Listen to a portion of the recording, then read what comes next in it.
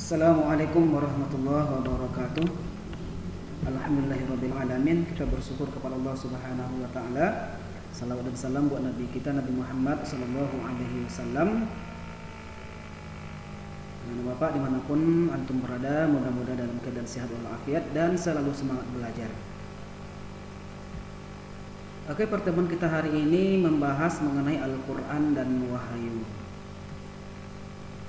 Lanjutkan. Definisi Al-Quran menurut bahasa. Ada beberapa pendapat ulama.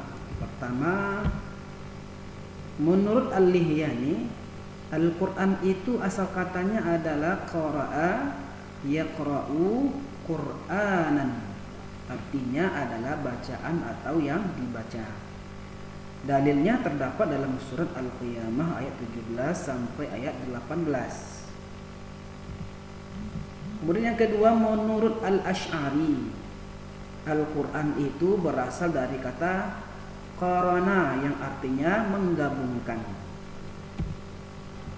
Sedangkan menurut Al-Farra, Al-Quran itu berasal dari kata qarainun, jamak dari qarinah. Artinya adalah petunjuk atau indikator, karena Al-Quran itu berisi petunjuk-petunjuk kepada umat manusia.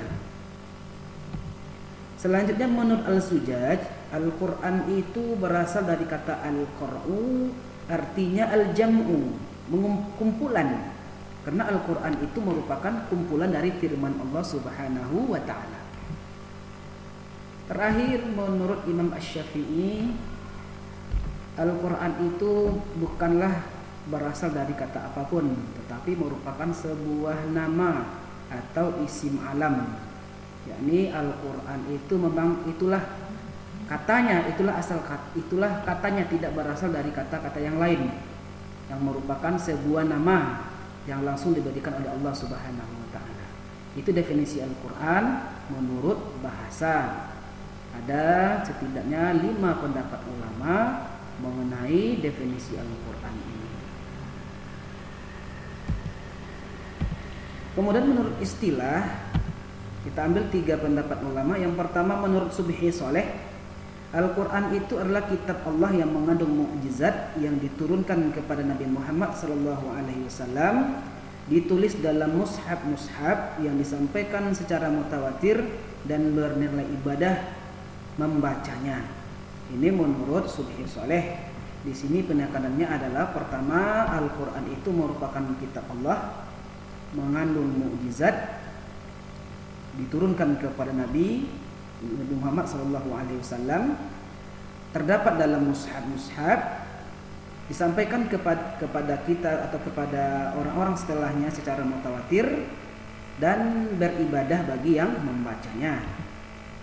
Kemudian menurut Syekh Khudari Baik, Al-Quran itu adalah firman Allah yang berbahasa Arab yang diturunkan kepada Nabi Muhammad SAW untuk difahami isinya dan selalu diingat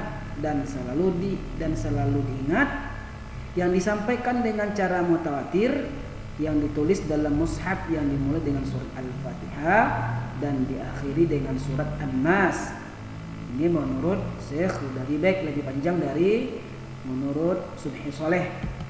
Yang ketiga, menurut Syekh Muhammad Abduh, menurut beliau Al-Quran adalah bacaan yang tertulis dalam mushaf-mushaf yang terpelihara dalam dada orang-orang yang menjaganya dan menghafalnya. Dari 3 definisi ini, ada beberapa kata pokok yang tidak boleh dihilangkan. Yang pertama, Al-Quran merupakan kitab Allah atau firman Allah, kemudian mengandung mukjizat dan terdapat dalam mushaf-mushaf, memakai bahasa Arab, diturunkan kepada Nabi Muhammad SAW dan disampaikan secara mutawatir, dimulai dari surah Al-Fatihah, diakhiri dengan surat An-Nas, dan beribadah bagi yang membacanya. Begitulah kira-kira definisi Al-Quran.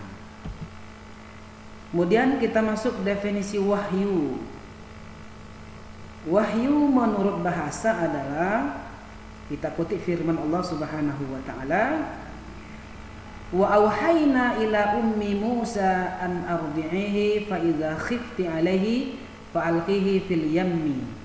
Artinya, dan kami ilhamkan kepada ibu Musa, susuilah dia, dan apabila kamu khawatir terhadapnya, maka jatuhkanlah atau hanyutkanlah dia ke sungai Nil.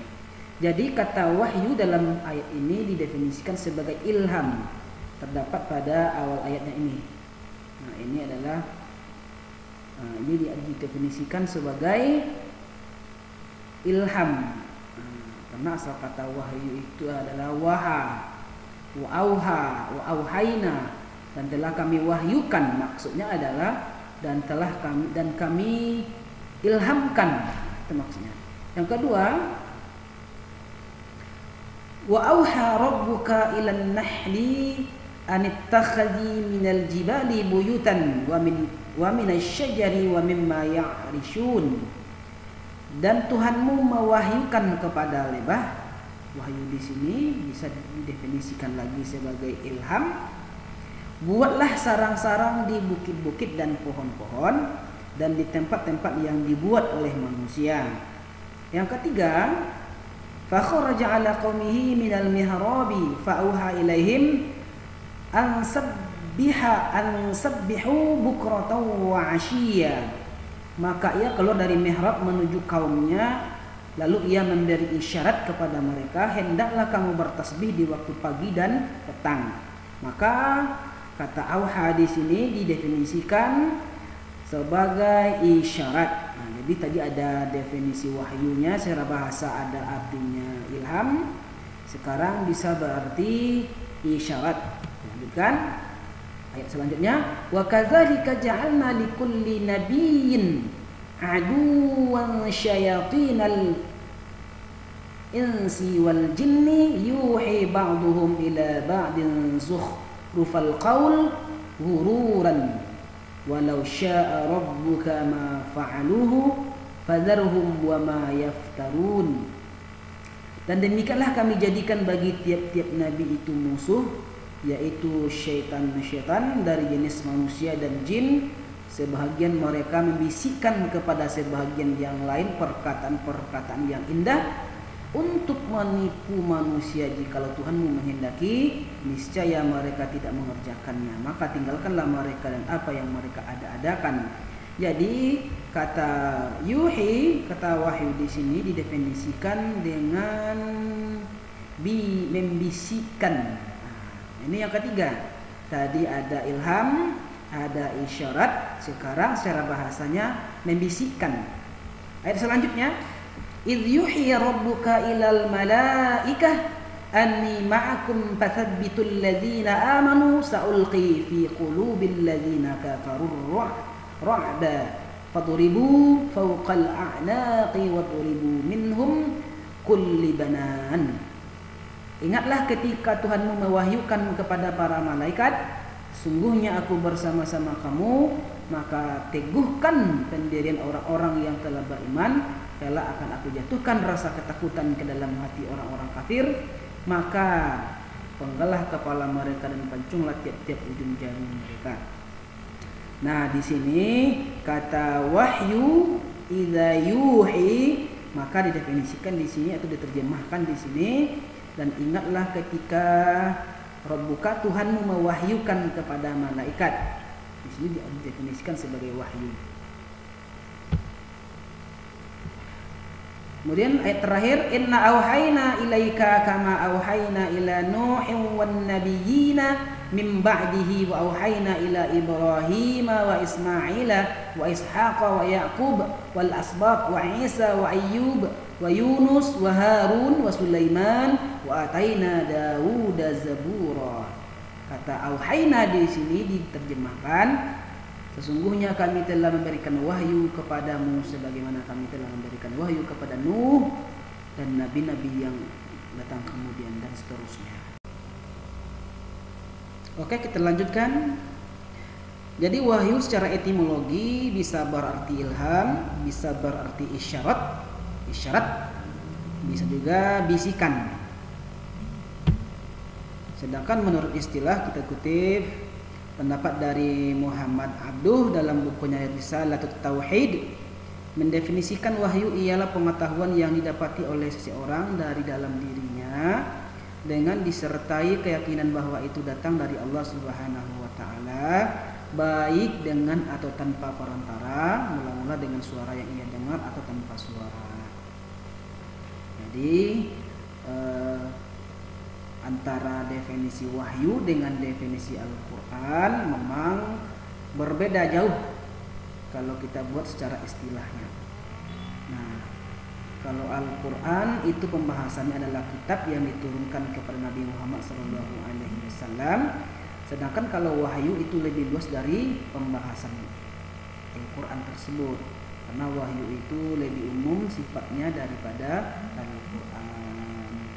Maksudnya karena wahyu itu lebih umum pembahasannya daripada pembahasan definisi Al-Quran. Kita masuk kepada nama-nama Al-Quran. Di antaranya ada Al-Quran, terdapat dalam surah Al-Baqarah ayat 185. Bunyi ayatnya adalah Syahrul Ramadan alladzi unzila fihi Al-Quran. Bulan Ramadan diturunkan Al-Quran. Itu namanya yang pertama. Yang kedua ada namanya Alkitab.